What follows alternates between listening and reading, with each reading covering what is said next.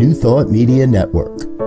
We are a global broadcast network of positive music, media, and entertainment, inspiring humanity's evolution along the journey of enlightenment and creating a world of love, peace, empowerment, and prosperity for all.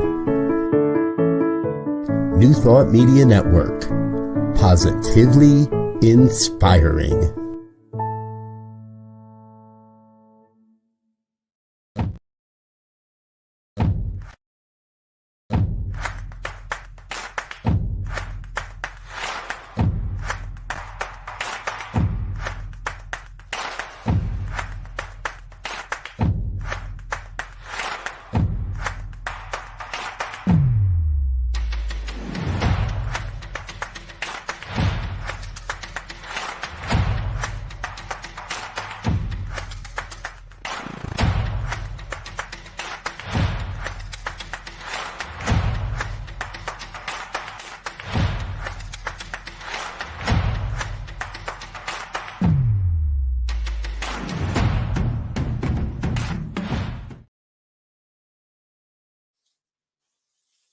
Hello, my friends, and thank you for joining us for Spiritual Toolkit today. My name is Brock Ford, and I am your host. And joining me on the team is producer Peter Millar and our New Thought Media Network founder, Robert Brzezinski. The idea for this show came from my sincere desire to be of support and a voice for the disenfranchised, the struggling, and hurting people within my reach, to offer spiritual and ethical practices that help others transform their lives and relationships and careers. And my hope is that we can support others on their path to their passion, dreams, and best life, building a bridge of understanding, healing, and thriving for all. So we will have guests from all walks of life talking about real life and navigating its twists and turns triumphantly. So without further ado, I'm excited to have my good friends of many years here with us today. My guests are husbands Allen Klein and Dave Cooperberg of San Francisco. Dave is a licensed psychotherapist offering psychotherapy, personal growth work, and spiritual counseling through private practice in San Francisco since 1978.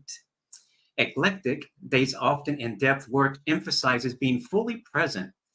A mediator following Buddhist practices since the early 1970s, currently, Dave is the lead affirmative prayer chaplain and teaches classes at Unity of San Francisco as a licensed Unity teacher.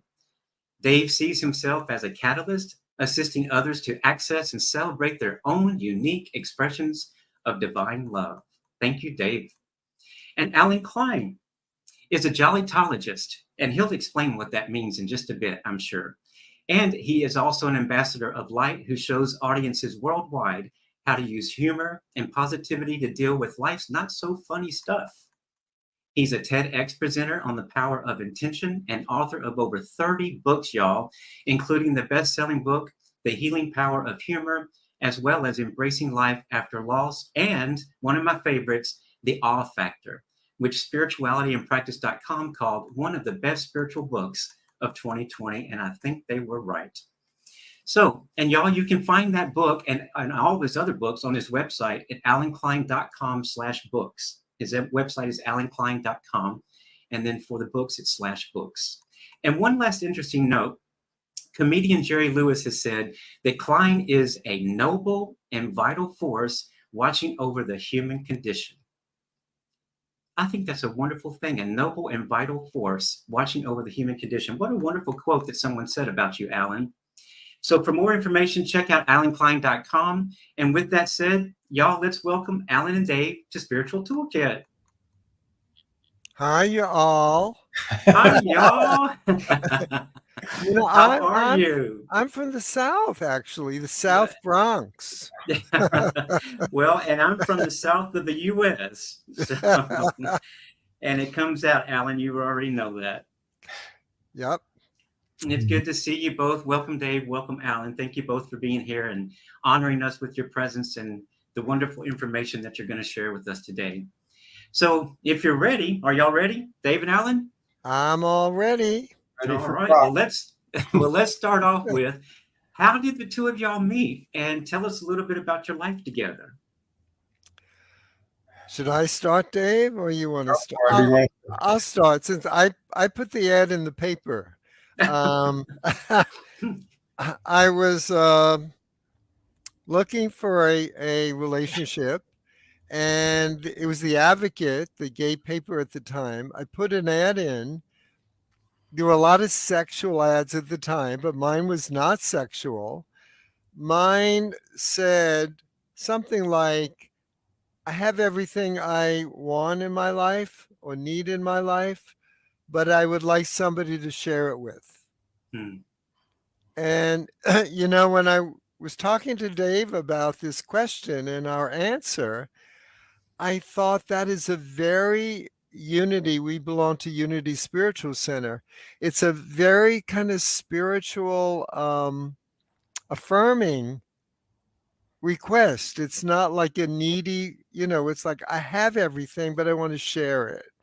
Mhm. And so it was a very, didn't realize it at the time, but it was a very positive kind of affirming, asking the universe for what I wanted.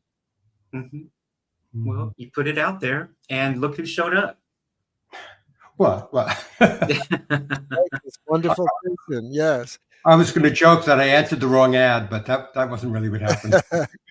Well, he would have gotten that back then, probably too. But at any rate, Dave, why don't you fill us in a little bit more about your perspective of it? Well, I was at a time when I was looking for a relationship, and as a therapist, I felt like I shouldn't have to answer an ad. And then I realized, if you want something, you go for it, whatever it takes. And back in prehistory, we didn't have the internet. So if you were answering things, you were doing it by mail, postage mail. I mean, you could do by phones, but those were not set up for direct phone lines, which for good reasons. And so I figured I was going to, and I said, I'm going to force myself to answer one ad out of this Advocate, because that was the only thing that had gay ads. And as Alan said, most of them were rather sexual. I mean, I always joke about the ad that says all these very explicit sexual desires and demands, and that adds a P.S. possible permanent relationship at the end. Obviously, the emphasis is different. So, but what he said was unlike others, he felt like he had what he wanted and he wanted to share it. That it wasn't somebody to fix me, to change me, to do all that. I get paid for that stuff. And that's why I answered it. Mm-hmm. So I think the funny thing is, Davis said, we've been together 43 years, Brock. I did not know that. Wow. And Davis tells other people, I wasn't his type. Dave, what was not your type for him? Well, I mean, it wasn't like there was, I had a specific type. I learned not to do that, because as soon as I thought what type A was it, I would be someone with B would be the one who I'd get involved with. That was getting kind of crazy making, but I didn't feel like there was like, it wasn't like stars going off and fireworks and all that, but it was really comfortable being with him. And I didn't decide I wanted to be with him. I decided I didn't need to decide, just see where it goes. Mm-hmm. I could live to it. Mm-hmm. And I think what happened part of what happened during that time was that I watched when I would go with him to meet people. He was working at Holistic Life University then. In particular, I remember coming in and watching people's face light up when they saw him. Hmm. And that's not something you put in an ad, but that was really powerful.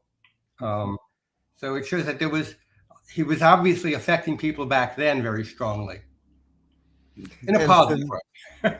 And for me, Brock, I had a young daughter. She was about 12 when you met her, Dave? 12 and a half, yeah. And I noticed how they two related, how she really took to him, and how he took to her. And they were very playful together. And so that was a big plus. And I think the biggest plus, which still 43 years later, we laugh a lot together. We did then and we do now. And it's a really essential, I guess, thing in our relationship. Mhm. I can say that just from knowing you over the last 20 something years, however long it's been quite a while. I've always admired both of you for your relationship and the way you interact with each other. And I've been to your house lots of times too for dinner and meetings and things like that as well. And just the way that you're both so casual with each other and the love just shows, it just emanates from both of you. And I always have felt that you're a role model for people in the gay community of what a relationship can be. And so, at any rate, I've always enjoyed just watching both of you. So, thank you both very much. And Dave, I'm glad you answered that one ad and decided to meet this old man and and go forward. Right. So, The other thing, Brock, it showed me is that, and that's actually my TED Talk is about the power of intention. mhm, Is by putting it in writing, I put out my intention in the world. And it's happened over and over and over with me, with my career, with my relationships, with my spiritual being, putting out what I visioned for myself in the world, and it happens. I manifest it. mhm. Yeah, Um, yeah, so it's and so that's the big important. power of visioning, already seeing it done, right? And seeing what and feeling that feeling that it's complete and done. And then it just manifests right into your life. Right, right. And With sometimes it doesn't. I wouldn't say 100%, but more than not, it does. And well, for it did me, with this one. it was a little different take on that because it wasn't. I had written out what I wanted in a relationship and in a man, and I had like lists, and I worked on that. And then when I met Alan and I said, well, maybe we'll be just friends, I looked at my lists and I realized he met a lot of them. He gave me things to add to the list. and I said, I don't have to marry him right away, but either I have to change the list or I have to give this more time. So that was really coming from myself rather than somebody else telling me what you need in a relationship. What, Dave, since you said that, Yeah. what is one thing that just really made you say, yeah, this is it? I'm going to go for it. We're going to do this. Well, first of all, there was the playfulness. I was really feeling a need for more playfulness in my life at the time. And the way we laughed. And one of the things I didn't have on my list was around the laughter and all that. And it was very obvious that was part of what was going on.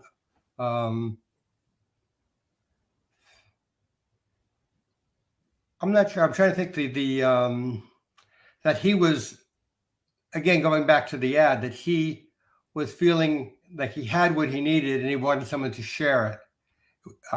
That grasping neediness wasn't there. And you can feel that when you're reading those ads. You can feel that it's palpable. Yeah. So that's a wonderful thing. And, God did it. The universe did it. Y'all put it out there. You set your intention, Alan. And Dave, you wrote it down. And the two of you are together. And what a wonderful world it is because the two of you are together. So thank you. Dave mentioned, I'm going to skip just a little bit. Dave mentioned laughter and all of that. And that's one of the things that he admired about you, Alan. Can you tell our audience, I know what it is, but tell our audience a little bit about you being a jollytologist. Tell them what that is. Okay. Well, for me, I made up the word, Brock. I knew you did. Yeah. Actually, there's a Greek word meaning gelos, Gelos, which means laughter. So gelotology means study of laughter. But when I call myself a gelotologist, people either didn't know what it was or they thought I made that wiggly dessert. Well, that's what I thought of. Yeah. So I changed it to jollytologist and people mostly get it. But basically it's I show people how to deal or use humor to deal with not so funny stuff. That's basically what I do, and I call that jollytologist. What inside of you happened at some point in your life to take you on this path of humor and to write about it, to share it with the world? Yeah, it started when my wife got a rare liver disease, primary biliary cirrhosis. And like with Dave, my wife and I laughed a lot together. That was something that bonded us a lot. And then she got this illness, and there was no cure, there was no liver transplant. And she had a great sense of humor. And so we would laugh a lot together in spite of all this. Now, there was a lot of tears, but there was also laughter. And she passed away after 3 years of knowing that she had this rare liver disease. And looking back, I realized it was the laughter, it was the humor that helped us rise above the situation. It wasn't all the time, but it was those moments when we were really down deep in the depths that something funny would happen and we would laugh about it. Hmm. One of the examples I always give is she had a copy of Playgirl magazine with the male nude centerfold, and she said, Alan, I really like this male nude man here. Can you put this picture on the wall by the bed over there? And I said, Ellen, this is a hospital. A little risque for that. And she said, okay, why don't you get a leaf from the plant over there and cover up that part? And I did that, and things are fine for the first day, fine for the second day. But by the third day, the leaf starts shriveling up. And we would look at that photo and we would start to laugh. And after she died, Brock, I realized that little bit of laughter, that 10, 20-second bit of laughter, helped us rise above the situation, gave us a reprieve, gave us the relief that we needed. And so I had a business in San Francisco, and I gave it up. I sold it to my partner, went back to school to learn about death and dying, became a hospice volunteer. And I would notice that people who were dying, or their families or the caregivers, sometimes would use humor, and it would also always change the situation. And so I went back to school to learn about humor and therapeutic humor. And that's when I got a master's degree in human, HUMAN, development. And I wrote my first book, The Healing Power of Humor, which I just happen to have right here. Very good. Well, thank you for sharing that with us. I knew a little bit about your wife just from conversations with you in the past. Do you want to also mention that big bright spot in your life, your daughter, and just what she does with her life? My daughter's amazing. We laugh a lot together. In fact, since COVID, almost every day, so it's now almost 3 years, at 5:00, she calls me and we just talk about the day. And some days I go, oh, Sarah's calling at 5. I have nothing to talk about. Well, 30, 40 minutes later, we're still on the phone chattering away. So it's a great relationship. She's an artist. I was an artist. I used to be a scenic designer at CBS Television, designed such shows as Captain Kangaroo, Merv Griffin Show, Jackie Gleason Show. So I was an artist. Now she's an artist. In fact, she's currently, we're not going to talk today, she's in Los Angeles at a book fair showing her artwork. So yeah, we get along really well, and she really gets along well with David. And I'm always amazed, when she was growing up, she used to tell David her secrets and not me. And then sometimes, not all the time, but David would share some of them with me. David. Well, she felt safe with David. She felt good. Oh yeah. And didn't she used to live, I believe she lived out in the Sunset, very close to where I lived, where Peter and I lived. We lived at 30th and Moraga for about 18, 19 years or something. Yeah. Didn't she live out in the Sunset also? She does, right? Currently her house is at Taraville, off of Taraville, and 36th Avenue. 36. I used to walk my dog on that little median strip there, and I remembered her living there. Right across the street. Very good. And I did not know. I think I had some thought way back when you said it, but I want to talk about Captain Kangaroo real quick. That used to be my favorite show, Alan. I would not miss that show. I loved watching Captain Kangaroo, that and Popeye.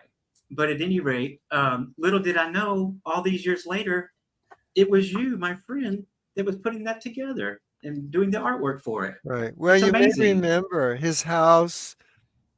We're different ages, Brock, so I'm not sure. I did it for about 10, 11 years, late 60s to early 70s. But I call the house Tinker Toy Victorian because it had a lot of balls and spindles and looked like you'd taken a Tinker Toy set and put it all together to make the captain's house. Well, that was a big bright spot in my life. So thank you for being a part of that. Yeah. Talking about your wife sort of brought in the spiritual aspect for me, listening to you, and how laughter is a spiritual thing as well. But share with us, both of you, actually, Dave and Alan, share with us a little bit about how your spiritual path began and what that looked like, and that brought you to Unity in San Francisco.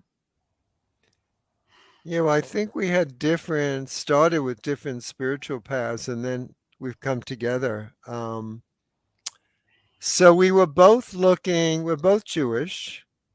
We've gone to synagogues. It really wasn't our cup of tea. We were both bar mitzvahed. I don't remember a word from my bar mitzvah because it was all in Hebrew. I had no idea what it meant. So I was kind of looking for a spiritual path that kind of meant more to me. And I also didn't like many different religions have different ideas of what God is and what spirituality is. And I didn't quite like that. Even in the Jewish religion, there's Orthodox, there's conservative, there's Reform. And some may say they're better than others because they pray more. If there's one, I always believed there was one God. And so that none of that worked for me. And then I found Unity. In fact, David and I went to a friend's wedding at Unity in Palo Alto. And I think we went there once again. And I love that the minister was talking about Moses, Buddha, Christ. He was bringing in all of these religions. And I love that. And so David and I explored Unity in San Francisco on Bush Street. And we didn't care for the Reverend at the time. And so I went and looked at the one in the avenues. They didn't have a minister, so I didn't go back there. So we still was searching. And then one day I got a email or phone call, I think at the time, from a friend saying they don't have a minister on Bush Street and he's going to be a speaker there. Would I come and hear him? And so I was just becoming a speaker at that time. And so I wanted to kind of see what other speakers do and kind of hone my craft and learn how to be a better speaker. And so I'd go there every Sunday. And then we did get an interminister, Reverend Sonia Milton, who I loved and who actually was Jewish. So that she got a star just for that. But she was such a great person. And I just loved the lessons every Sunday. So I told Dave about it, but he had his own meditation group on Sunday. So he didn't come. And once in a while he came, and he can tell you about that. But I just stopped going. And then suddenly he started coming. And then two of my friends came. And it's so amazing to me because I became, as you know, Brock, president of the board after you.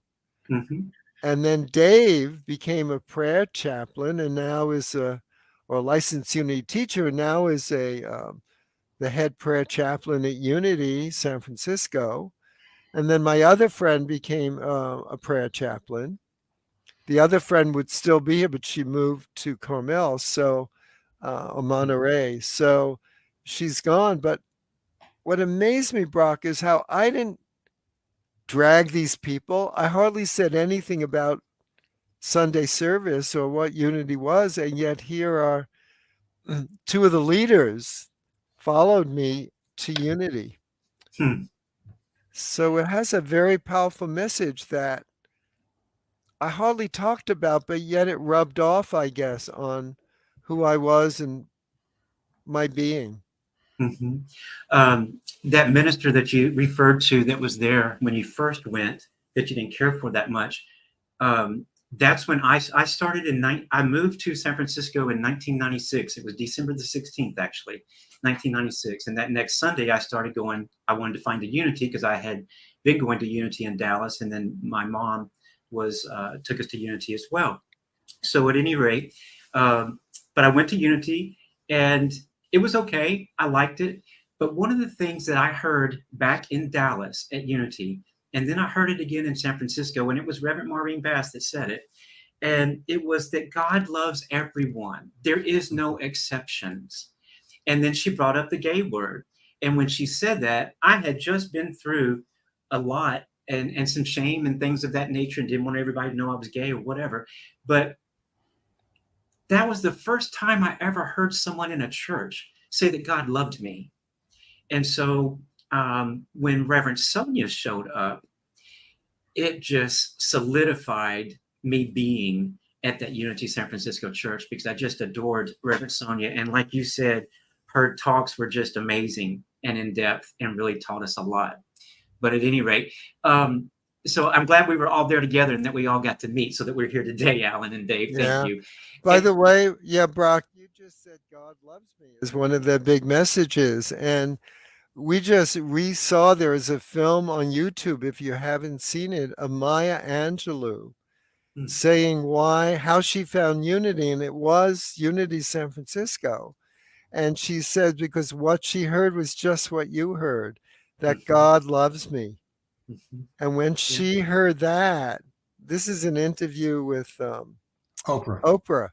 And when she heard that, it like turned her spirituality around and she started to follow Unity. That one same message that you heard.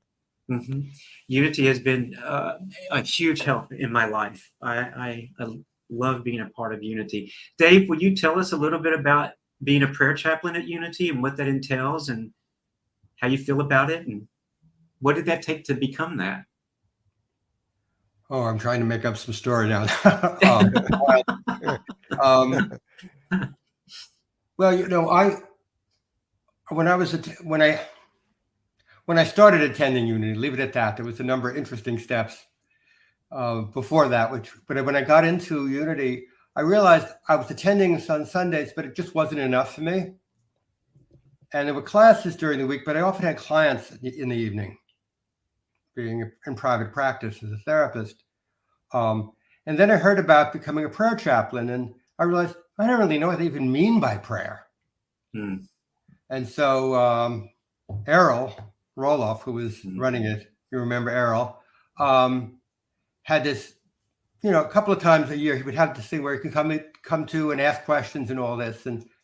And that's where I asked him about prayer, and he said, he started talking about it. And when he talked about it, it was really about getting quiet and affirming what's good in life. And I was thinking, many ways, this is stuff I've already done in different contexts. Now, the funny thing at the time, which I'll never forget because of the look on Errol's face, they were always talking about how positive this and positive that. And I said, what if somebody wants to pray for something negative, like she should drop dead or something like that? The look on on Errol's face. Yeah. I wish I had a camera. It was so funny.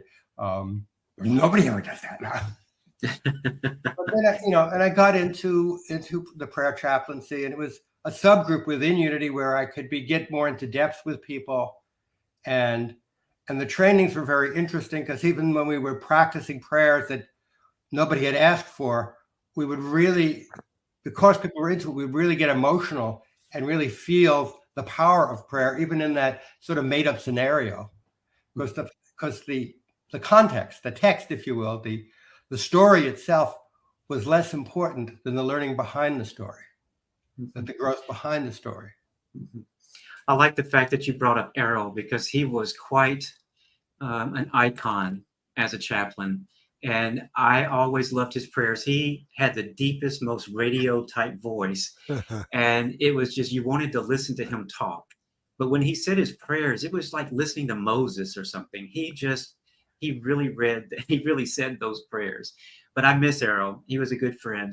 And thank you for bringing his name up, Dave. I hadn't thought about him in a while. Thank you. Brock, for your listeners that may not know about Unity, I think we should say that, it is a New Thought church and it uses New Thought thinking. I don't know if Dave wants to elaborate on that couple of sentences, what New Thought is. Yeah, Dave, go ahead. It's been a while since I took my classes and all that, but New Thought came out of I sort of think of them as refugees from more fundamentalist religions in the second half of the 1800s. And Unity was by Myrtle and Charles Fillmore, were a couple of people. There were several of them. And I'm losing my focus here. Unity didn't start as a church. It started as a healing practice. Myrtle and Charles, in a different way, basically healed themselves with affirmative prayer, affirming the wholeness that they are, not focusing on the disease, but on the wholeness that's behind it. And by doing so, Myrtle healed herself. I don't know if they had a name for it at the time. People believe it was, was it tuberculosis? I think they thought it was. It was TB. Yeah. We don't know for sure, but it was incurable at that point. So she was not expected to live very long. She'd had it most of her life. And after a year or two of that, she was fully over it. And so, and it became a church because people wanted more instruction, more how to live that life more. And it's very powerful writings. One of the, sometimes I'll speak about Myrtle because I think it's phenomenal what she and Charles both did to bring this movement to us. But Myrtle, when I talk about her, she sat in front of her mirror in her bedroom for 2 years. I think it was 2 years. And she would do it for 4 hours a day. Now, I don't know if she took breaks or what, but she sat there and she saw herself healed in that mirror. And she would speak to her body affirmative things, words. And then she also said, I'm a child of God. There's no way I can have disease. And so she did that and she was healed and she lived a long life. And Charles, the father of Unity, one leg was shorter than the other. And his leg grew a couple of inches. So at any rate, but it's the power of what you said earlier, Allen, the power of intention, the power of our thoughts, the power of our heart and our feeling nature to bring things into our life or to live and be a certain way. So part of that healing process, people talk about healing, and if you're going to do an affirmation and it could happen instantly. Well, it could happen instantly, but frankly, I don't believe that's really how it happens. It may be manifested, come to completion in a moment, but it's more like Myrtle's thing where that becomes part of your life. You start revisioning and seeing yourself as whole. And the more that becomes real to you, in a sense, the body catches up to it. Exactly So, true. But people want an instant healing, which is like TV dinners. And I think what happens, particularly with physical healing, when we have that more positive image and we start working with that, it doesn't just work on a physical level. Our whole attitude towards life becomes more positive.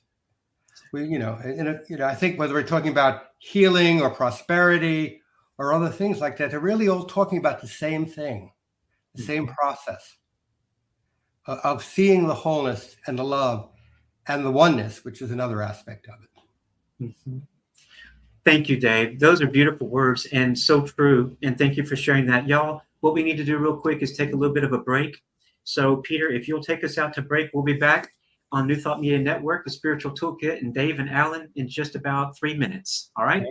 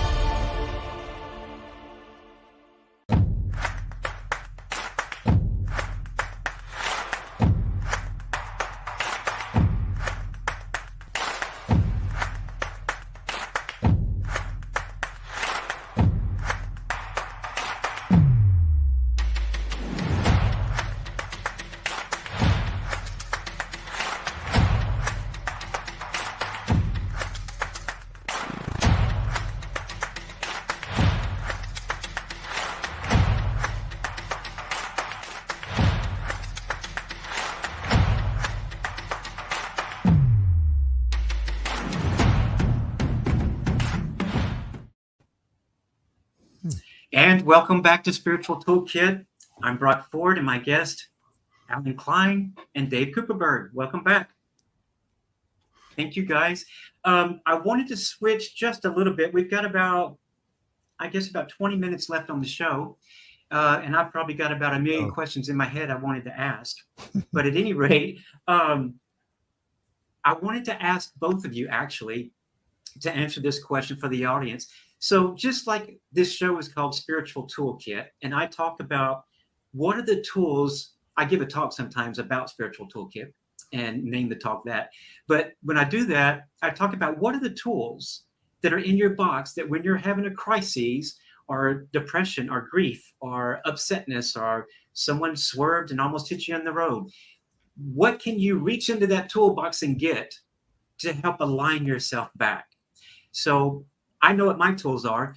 And Allen, what are some of the tools that you use, spiritual tools, new thought tools, that help you with your life, with your jollytology work, your writing? And then Dave, the same thing with you, with your psychotherapy. Do you utilize spiritual principles and tools and practices in your dealings with your clients? And now I'll shut up and let y'all answer.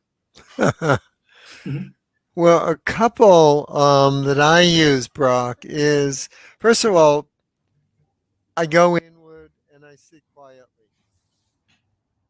You know, even if I'm about town, I can just stop, close my eyes, or even keep my eyes open, take a few breaths and go inward. Because I know that the answers are inside of me. You know, I know that from unity that God is out there, but it's also within me. And so I go in and ask whatever question I want. I always get the right answer for me. So that's one of them I use. The other is I've learned, you know, I just turned 85, and I learned over all those years that it may whatever's happening at the moment may not be something I like or may seem terrible, but I don't know why that's happening to me. But what I do know is that down the road, there will be some meaning for what just happened. And often that meaning shows me why that happened to me and why that was important for my life and for my growth. So those are the two that come. I have a lot of others, but those two that come to my mind immediately. Thank you for sharing that. Dave, what about you? Do you utilize your prayer chaplain work and things of that nature and knowledge that you know with your psychotherapy? Never. Yeah. Okay. Well, tell me more. Well, first I want to say, by the way, that I've been a therapist for many years, and I was involved with Buddhist communities, Zen Buddhism, for many years. And I'm now involved with Unity for, I don't know, over 10 years, leave it at that. I don't know quite when that started. But, and I realized all my life, I've used everything I have. And the boundaries between what's psychotherapy, what's spiritual growth, what's human growth, they're loose, very loose boundaries. And that, for me, in that, and I will draw what seems to be useful from whatever area, whether I'm talking about myself or for working with people. And so, you know, I think you used the word catalyst earlier in describing yourself. And for many years, that was the word I would use, because I really felt that a lot of my work was about helping people find their own strengths. You know, yeah, I can give them advice somewhat, but at best, that's of limited use. What really changes for people is when they learn how to learn better themselves from their own experience. I'll try not to go off on another tangent with that. The meditation, very simple, silent meditation, very simple and very difficult. A lot of people cannot tolerate it for more than a few minutes or even that much. That's been the bedrock for me as an adult in terms of things. That and prayer, I think what unity brought with prayer is something more active for me. I think the meditation was much more of a passive thing because the affirmations, you get the intention and you're affirming it. That was something that had been missing. And I knew there was something missing in my practice. And that's what I got out of unity. So for me, those are, I mean, there's lots of different things I could go into. You talk about being present, of course, is another thing. And the body, I realized I've been doing some healing workshops at Unity and what I call now calling spiritual healing workshop. But a lot of it is paying attention to the body and that the pain, the suffering, whatever goes on, it's telling me something. Whatever else it's telling me, it's reminding me to be present. You know, my guests last week were saying very similar to what you just said, talking about being present with the body and knowing what the body is saying to you. I think that's very important.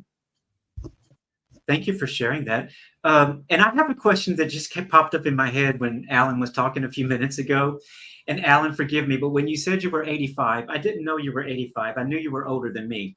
But 85 is, wow, what a wonderful mile mark. And I hope that you get to 100,005 as well and that you get to stay around.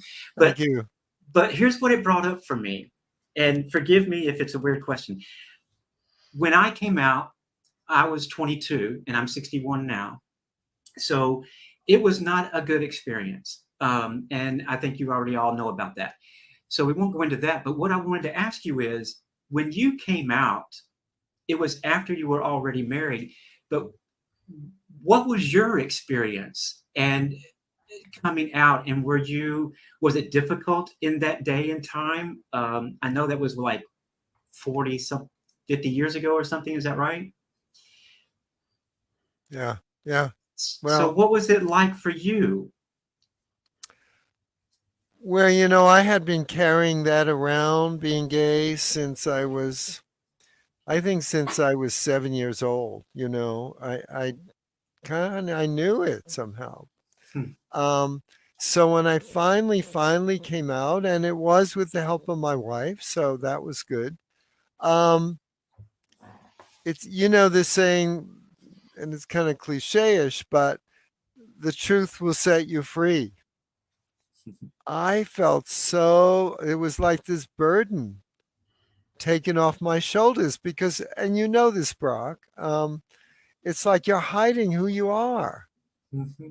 And that's not, and I, you know, looking back, I used to get like a headache, a severe sinus headache or sore throat once a month. And I think it, you know, looking back, I think some of it was due to the stress of hiding who I was. Mm-hmm. And so it was very freeing, and most people were very loving and still love me. That didn't change. Mm-hmm. What was frightening for me, and I guess I could have come out too, is I was traveling all over the country speaking, and particularly in places I didn't know, or in the South, say way in the country somewhere, I would again go back in my shell and afraid to come out. And you know, I talk about my wife dying and stories around that and the humor around that, and the sadness around that. And then after the program, people would come up to me and wanting to know if I remarried. And here I was with David, but I was afraid to tell them that. So I kind of went back into my shell again until I felt the right time or the right, you know, it depends where I was. Because, you know, then there were, you know, you hear in the news the Matthew Shepard incidences. So again, I'd be frightened again, you know, to tell people in places I didn't know who these people were, how they'd react to me. Exactly. So it was an in and out of the closet at times. And look at you now. Thank you for sharing that, Alan. I just wondered what the different perspectives was from like my growing up, my coming out. You know, I had to leave town under the threat of death. So I left and started a new life in Dallas. And life just happened, and it's been wonderful ever since. I'm very thankful for it. And it took me a long time to forgive my family, but it finally did happen, and it happened while I was in seminary because they said I had to forgive everyone. And I'm like, even those people, and I did. And my life became better because I was able to forgive that, even though some of those people are dead and gone. I was able to forgive. But Dave, what was your situation when you came out? How did your family react, and your friends? Well, coming out to whom, as I say. Well, when you decided to be gay and let everybody know it. Well, I felt like gay decided me. I think it was Okay. doing acid in New York City when I was in college. I had to come out. That's part of what came. I started having basically. I had an anxiety attack on acid. It was quite intense, and afterwards, and I came out first to a teacher of a psych class, and that was a powerful experience for a number of ways. But with my family, I came out to my family when I was living out in San Francisco. My family was in New York at the time, and I basically was politically involved, and I realized some of the stuff was going on in the news, and I didn't want particularly my mother to find out indirectly about it. I remember thinking of a friend of my mother's who was a real bitch. She did some nasty stuff later, but I could see her telling my mother in the most painful way. And so I wrote a long letter, way too long letter, 5 pages before coming out to my parents. I'd already come out to my older brother and a cousin. And we talked about it. My older brother said, you should not come out. Your father believes in the Bible. This is not going to go. That wasn't my father, and it wasn't how he reacted. My mother lost her voice. But that was true about anything related to sex with my mother. So basically, I came out because I realized I wanted it to come from me, not from someplace else. And that's how I came out to my family in the end. Thank you for sharing that.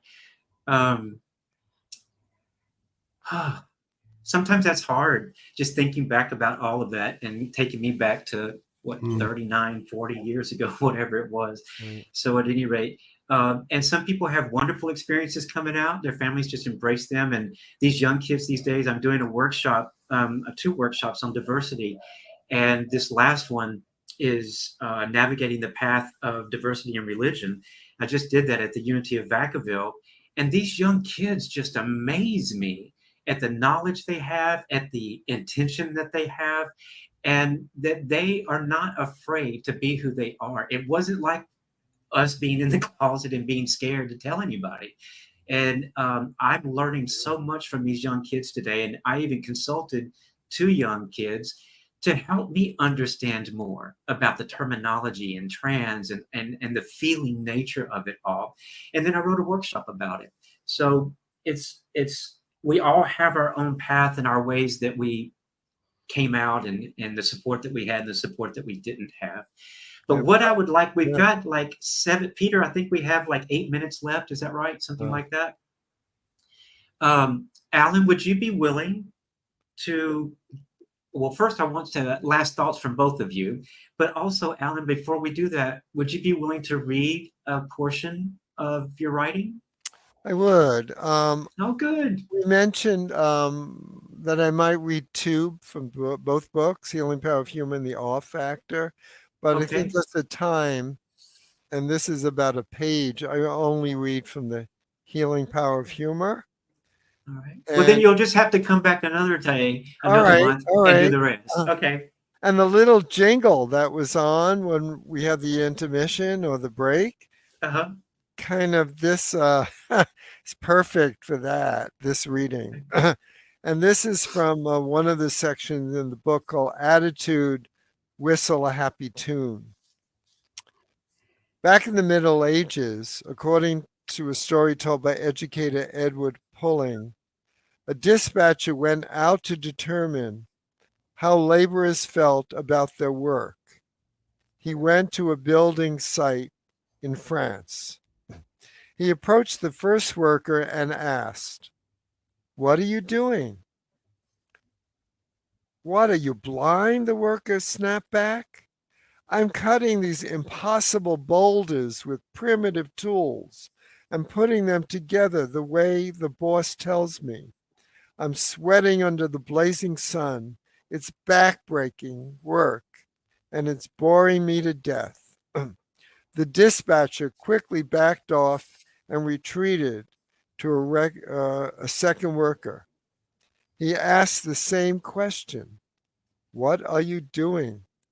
The worker replied, "I'm shaping these boulders into usable forms, which are then assembled according to the architect plans.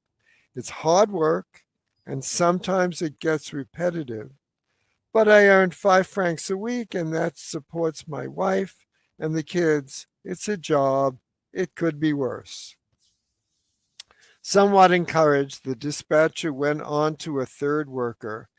"And what are you doing?" he asked. "Why, can't you see?"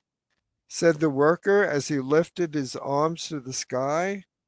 "I'm building a cathedral." Mhm. It's such a wonderful story because, what do we do all day long? Whatever it is, whatever we do, are we just chopping up rocks? Or are we building a cathedral? Or even our interactions with people. Mhm. I remember when I first moved here, there was a carrier that would distribute the newspaper, a black man, and he was the most interesting, fun. He would often give me free newspapers, but he just loved his job and interacting with everyone he gave a newspaper to.